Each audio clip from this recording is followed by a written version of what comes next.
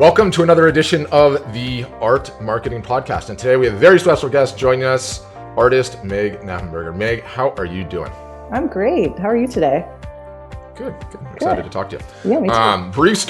Brief story I was thinking about, and I don't know if you know this back. Well, you definitely don't know the inside story, but maybe you know the Amazon story. And there's this story about the early days of Amazon, right? And in the Amazon offices in Washington, Jeff Bezos, or Bezos, however you want to say it, rigged up a bell to ring inside the office every time that they got an order, right? Oh. And so every time somebody ordered a book, the bell would just go ding. And then obviously knowing Amazon's story, like it started ringing faster and faster and faster, and it would get everybody in the office fired up. We got another one. It would ring once a day, and then 10 times a day, and then 100 times a day. And obviously the bell had to be taken down in pretty short order.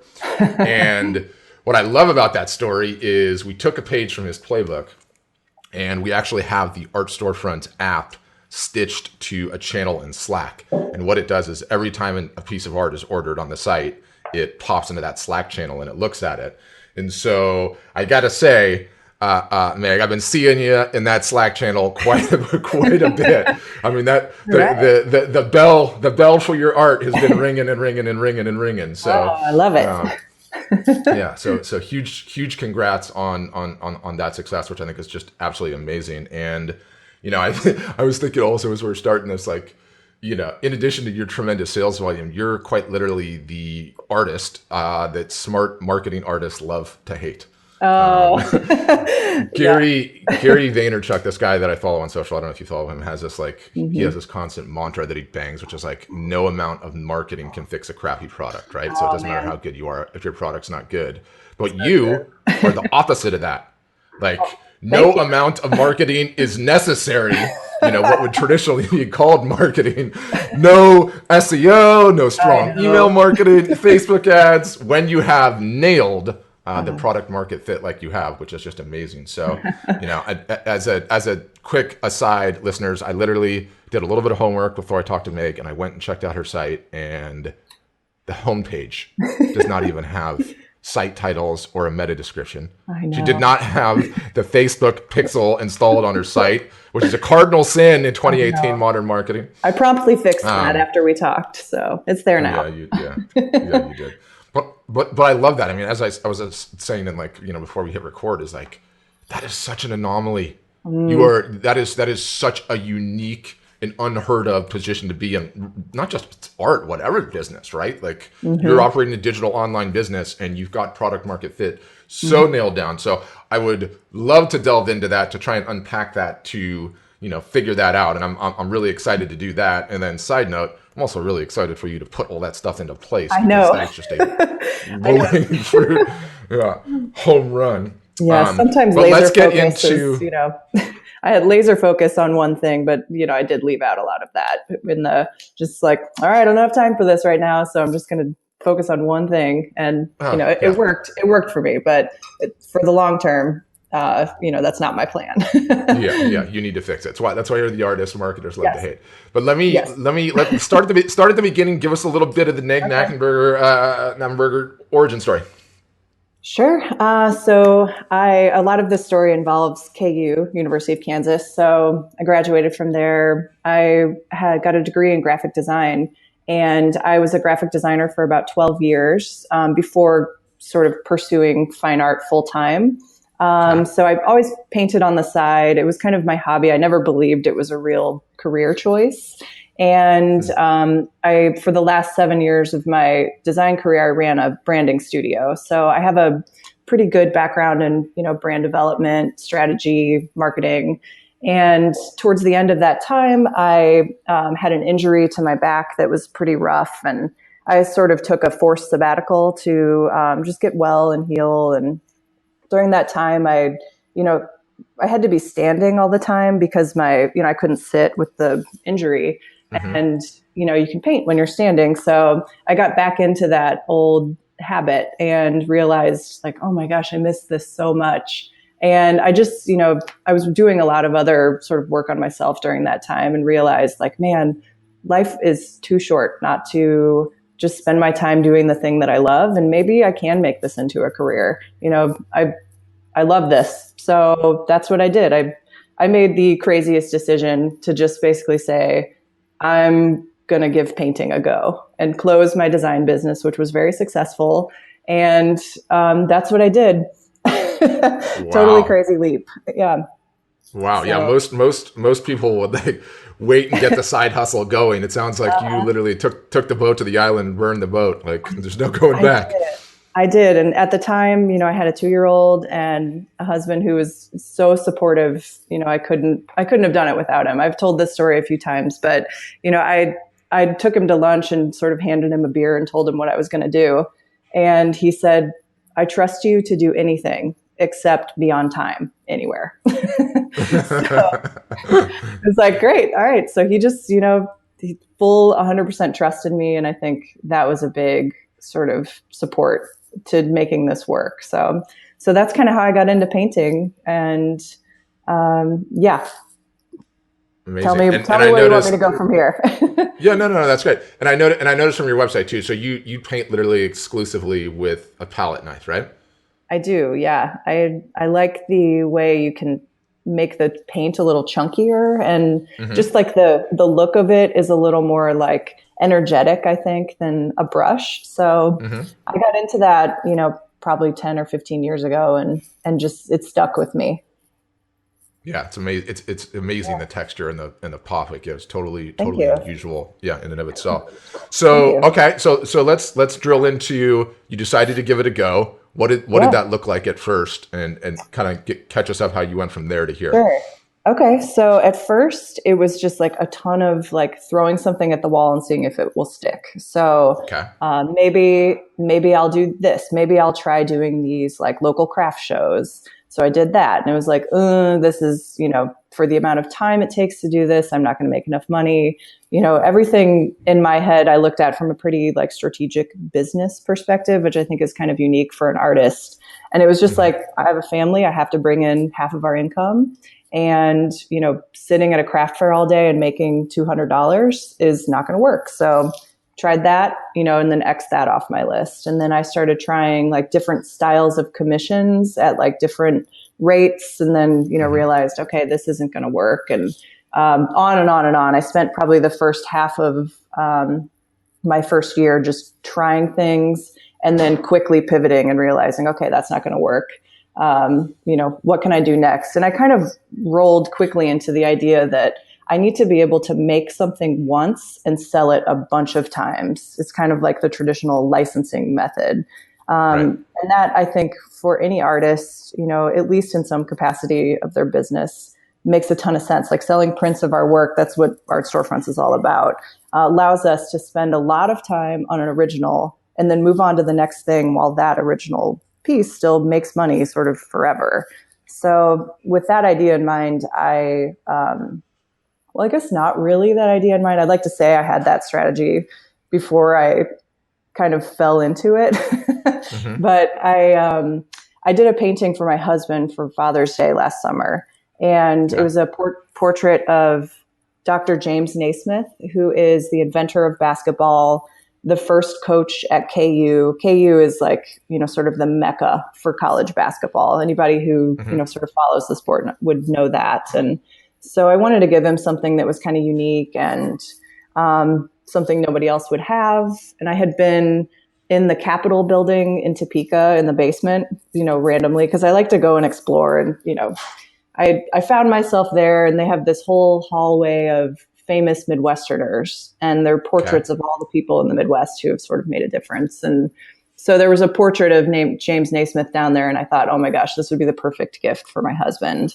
And so fast forward, I paint it. He sends text to all of his brothers, who are all big Jayhawks as well. Everybody starts going crazy for it, and I realize, okay, I should probably sell prints of this. And the prints did really well for Father's Day, and I did like a very not well planned Instagram boosted post for that. Okay. But the post hit Michael Wilson, who owns Nile Watches here in Kansas City, and he Okay. bought one of those prints for his shop. And this is a very circular story, but I promise it ends in a good place. So, um, so he buys one of these prints at the time and still now. I pretty much Google everybody who buys anything, because you never know who somebody, when somebody who can change your career is, Sneaky. I just love it. I love it. Tradecraft. shopping for stuff. So I Yeah. Googled him and it was like, oh, okay, I'm going to hand deliver this one. And so I hand deliver, we get to chatting. And while we were chatting, we were chatting about how he had this watch that he had licensed with the University of Kansas. And I Okay. kind of said offhand, I have always thought about doing that, but I've heard it's impossible. And he said, oh, I can help you get licensed. And that was like the beginning of, the whole sort of Jayhawk extravaganza that now I'm in. Wow. So, Yeah, which I can't wait yeah, to get into. But before we do, yeah, what was that? What was that entire time period from the time you handed your sure. husband a beer to sort of, let's just say, getting So, the Jayhawk thing? it was about November to July. So however many months that is.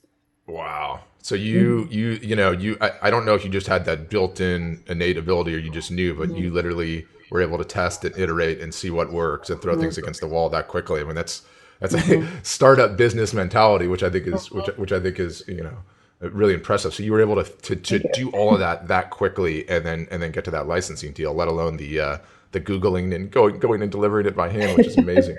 Yes. Yeah. Um, I'm. I am a little bit of a unicorn, and I know this is like you said, this is something that people love to hate, but it's true. I mean, I have a very entrepreneurial family, and I just have it mhm. sort of built in, and I also happen to be a good artist. So, so yes, I can't stand when something doesn't work or doesn't click, and so it's frustrating to me when something doesn't work the way I wanted it to. And so I have this kind of drive to constantly sort of rework and fix something. It's a little bit obsessive, if I'm being honest. Yeah, no, it's Yeah. it's it's amazing, and I'll say, like, I'm a hardcore marketer, right? And a lot of marketing is titles, and there's these two episodes that I did earlier in the podcast called "Does My Art Suck?" Test Part One and Two, right? Yes. And I feel bad because the title, it was meant to be provocative, but if I had it to do over again, I would have gotten rid of the title. But in there, Mm-hmm. I stress the same concept where it's like you have to iterate, you have to test, and you have to go see if you've got a product the market wants. Mm-hmm. And you're literally only limited by how quickly you can perform those tests. And I think so many artists go out there and they don't perform those tests, and they think they've got something, and they come to realize after the fact that, like, the sales volume is just there, and it's like no one is saying you're a crappy artist. You just have to iterate until you find something that the market wants, and that's a really profound lesson and a hard lesson to learn, hard pill to swallow. And it Mm-hmm. goes for any business. It's not just art. It's like you have to make sure you've got a product the market wants before you expend all your energy. But enough with that Mm-hmm. rant. So you're about to get, like, you're going to figure out the licensing deal, Yeah. and yeah, tell us where it went from there. Sure. So essentially, we had this very loose conversation that day. I delivered the print that was like, cool, Mm-hmm. it'd be great to partner on something. Maybe it'll be Jayhawk related. And Mm-hmm. then I went completely dark for 3 months. And during that time, I thought about it and figured, like, I'm going to paint all 6 Jayhawks. So through the years, Kansas had 6 different icons they used as the KU logo. And they're kind of Okay. this, like, part of the lore. People love these throwback Jayhawks. If you go in Kansas City, we have all these stores, where you can go buy Kansas gear. People are really into their Mm-hmm. sports here. So people are Yeah. really into these throwbacks. So I painted all 6. And I also went to a limestone quarry and got powdered limestone and mixed that into the paint. Because at Okay. KU, Rock Chalk Jayhawk is the chant. It's been part of the school forever. It's this huge piece of the history, and nobody had ever really uh, taken that chant and made it into something tactile and real and something you Mm-hmm. could see. So that was this, like, hugely cool thing. And so 3 months goes by. I call Michael and I say, like, hey, you should come over. I want to show you something. And I had all 6 paintings completely done, framed, ready to Mm-hmm. roll. I mean, his Nice. jaw, like, was on the floor. He's like, oh my god. So I definitely kept my cards close to my chest on that. But Yeah. so from there, we put together the whole plan for marketing. So the way we're going to launch, how much the budget is to market everything, the projections of what KU will earn from the licensing percentages, the whole shebang, before we go show them the paintings and ask for licensing permission. So this is like insanity, because at this point, when we go and have that meeting, I've put like 4.5 months of my life into this. It's all, I've invested a ton of money into, just time wise, but also materials wise, photography, framing, all that stuff. Yeah.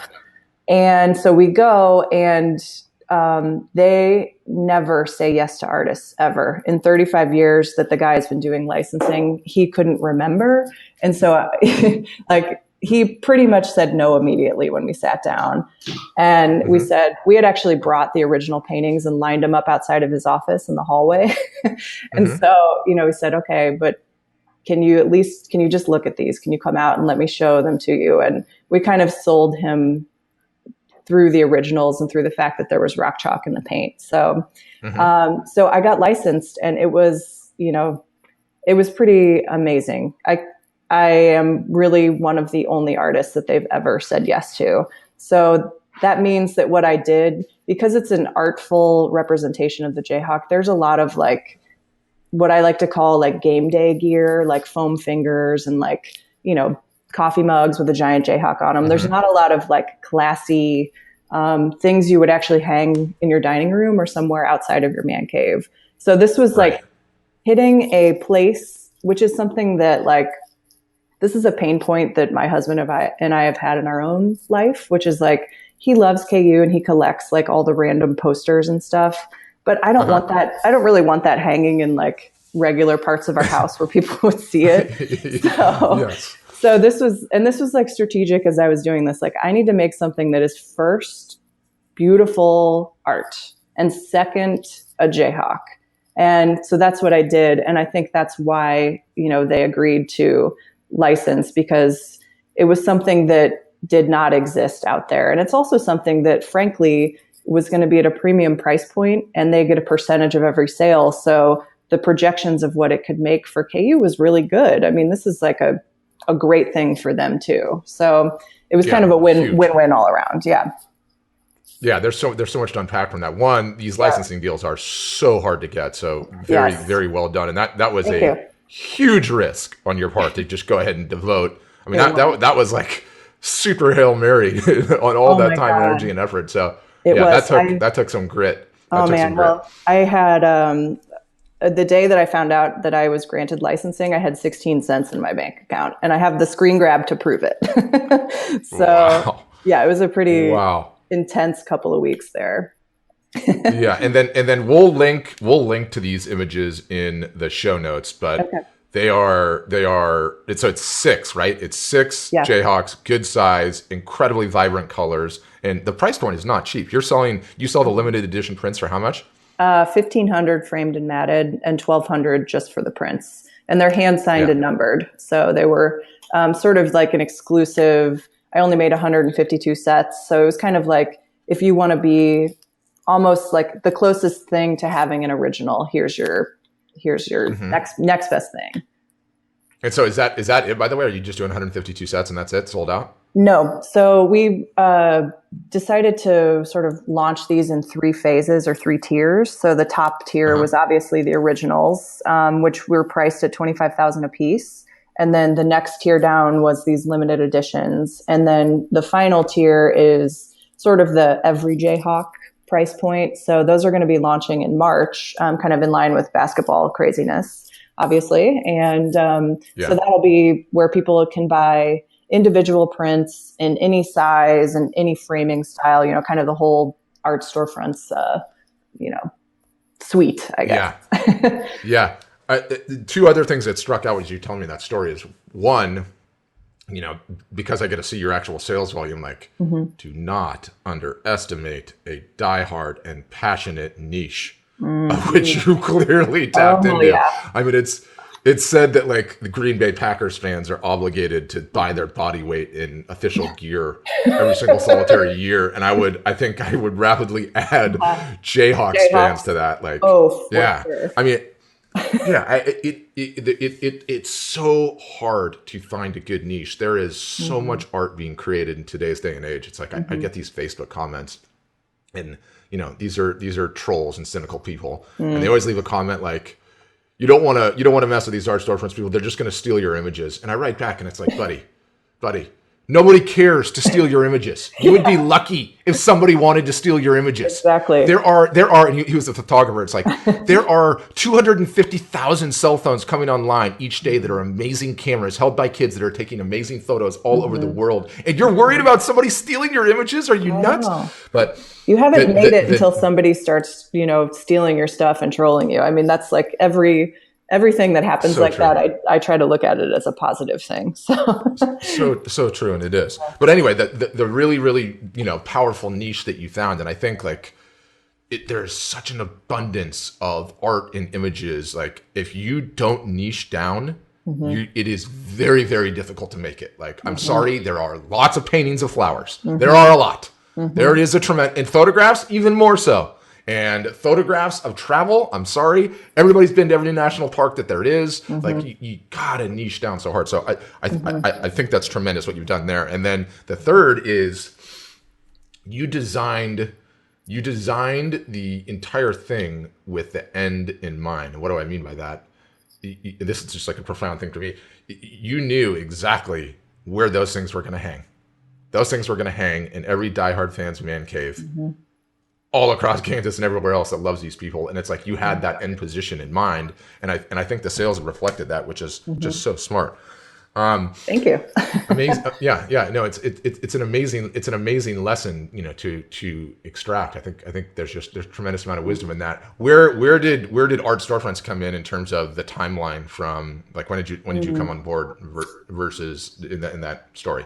Well, I came on board, I think, in the process while I was painting the originals. Like right when I started that, I Hmm. had this kind of like, if you build it, they will come sort of thing. Hmm. Like, Yeah. so it was like, okay, if I'm going to start doing something where I'm selling prints that are, is basically can become passive income, really, when you think about it. So Yeah. if I want to set that up, I need to get myself out of the fulfillment game. Meaning, before I had a website through Wix, and I would get orders, and I'd have to, you know, print them out and take them to Yeah. FedEx, and that is a supreme waste of my time. So that's kind of right as this was starting, like just in its infancy. I switched over to art storefronts with that idea in mind. Like, okay, I want to start doing things like this. I need to have a platform that allows me to do that. So that's kind of where it came on.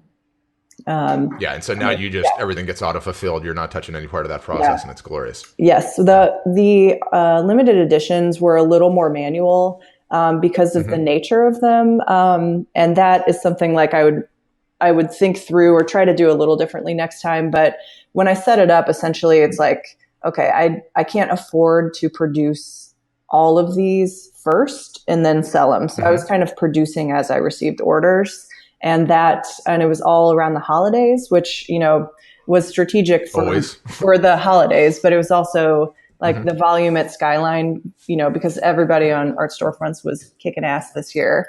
Um, Hmm. the volume was really high, so things got a little hairy around the holidays.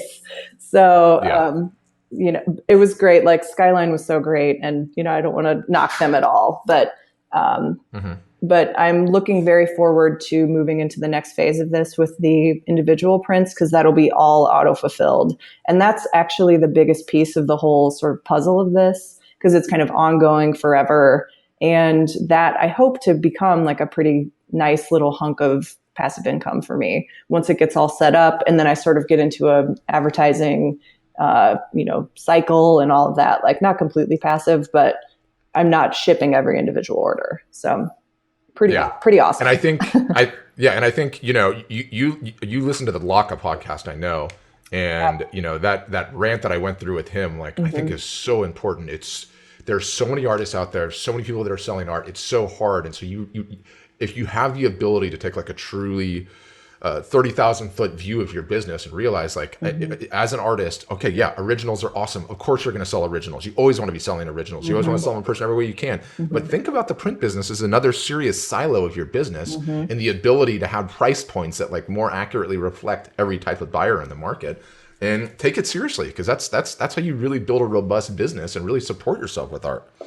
Totally. And then like, the biggest piece of this is like, I am a Jayhawk and I love the Jayhawks, and my husband is like 1,000 times more, crazy than I am. But like, I chose something that's like, maybe in my sort of like, it's something that I love, but it's not something that I would necessarily have like painted just for myself. So it was strategic in choosing something that people would love, but the whole thing is like, great, it all did awesome. And then that creates this kind of like runway to do other bigger work, to spend time on doing other things, so that you're not constantly in this cycle of like, okay, I have 10 cents in my bank account, I need to quickly sell one thing. And then you're kind of like caught in that cycle. And like, I mean, a lot of artists get stuck in that. I was stuck in that, and I hate being uncomfortable like that. So I was like, I gotta fix this. So this was like a strategic way to do that,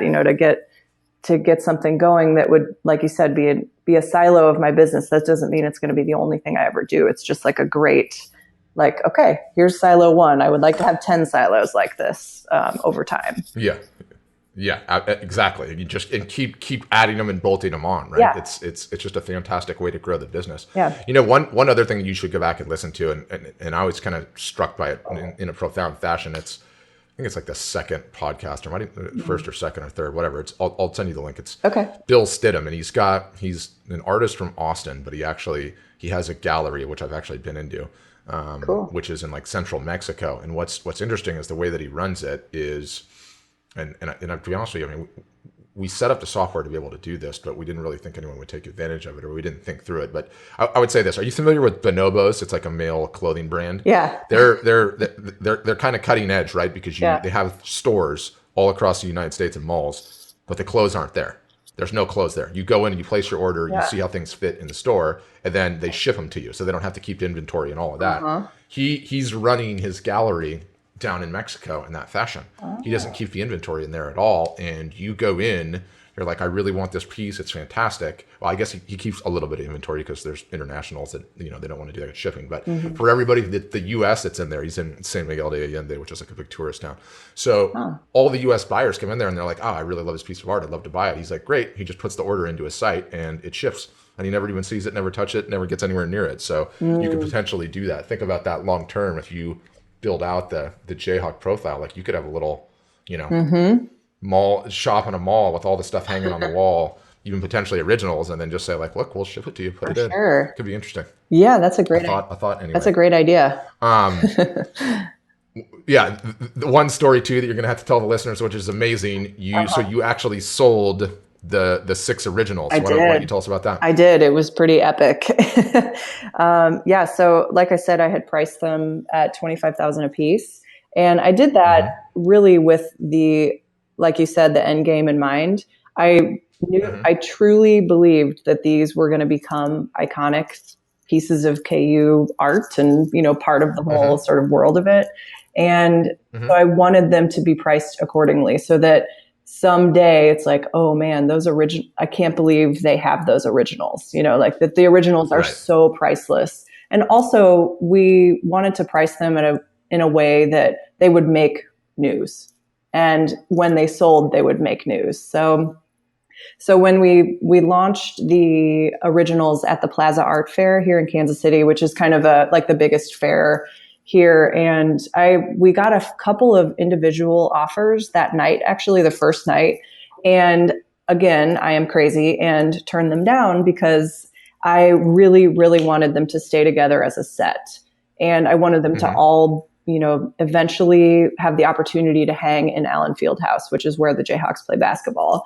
So I, turned those offers down and was crazy. And then like a month goes by and we're all kind of sweating, and as luck would have it, or I guess, work and luck, I was working sort of in trade with a PR company, and newspaper here in Kansas City, the Kansas City Star, did an article on me, and it was a full page article, big picture, all about the story of painting them, about, the price point, everything. And that night that article was in print, the originals sold as a set to a collector in Tulsa, a huge Jayhawk couple. So it was pretty cool. It was, people keep asking me like, oh my God, can you believe that happened? And it was like, yeah, of course I can, because this is how I planned it all to happen. And if I didn't believe they were going to sell, then why would anyone buy them? Like, I had to believe that they were worth that and market them as such and talk about them as such and just sort of like, bring it to me. So I know that sounds a little cocky, but like, that's the way you have to be sometimes. Absolutely. So essentially, if I'm unpacking all of that correctly, yeah. You're saying you don't have 16 cents in the bank anymore? No, I have a little more in the bank. It's great. I mean, there's royalties that go out, the percentages and all of that stuff, but it gave me runway. It gave my husband a chance to leave his job and start freelancing to help me to, kind of change our family dynamic a ton, which is awesome, because this is all about, for me, this is about my family and us being able to like travel and do stuff together and eat dinner together every night. So, there's like a real sort of emotional connection for me to being really successful, because it's like, great, then my family can be doing stuff all together and we can be really happy. And so this is the beginning of that for us.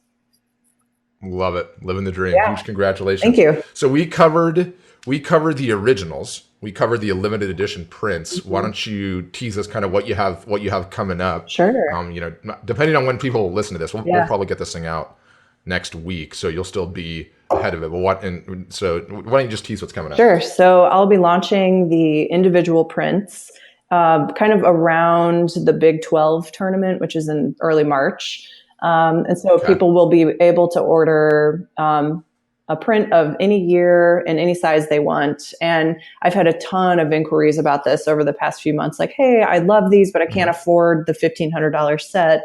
Are you going to sell them individually? So I expect a pretty big kind of influx from this. And so with that launch, what are you gonna price them at? And are you literally selling just like one size? This is it. Boom. No, they're going to be. I think I'm going to do 7 sizes. Oh wow. Yeah. So there's a lot of different complexities and things, and I'm still kind of figuring out the pricing right now. But they'll be at a higher price point than like a typical print. So they're not going to be like $20, but they will be more affordable. So they're kind of like the thing that everybody can have, but it's still like having a nice piece of fine art. So probably in the like a 12, a 1 foot square is probably going to be around like the 75 to 100 mark.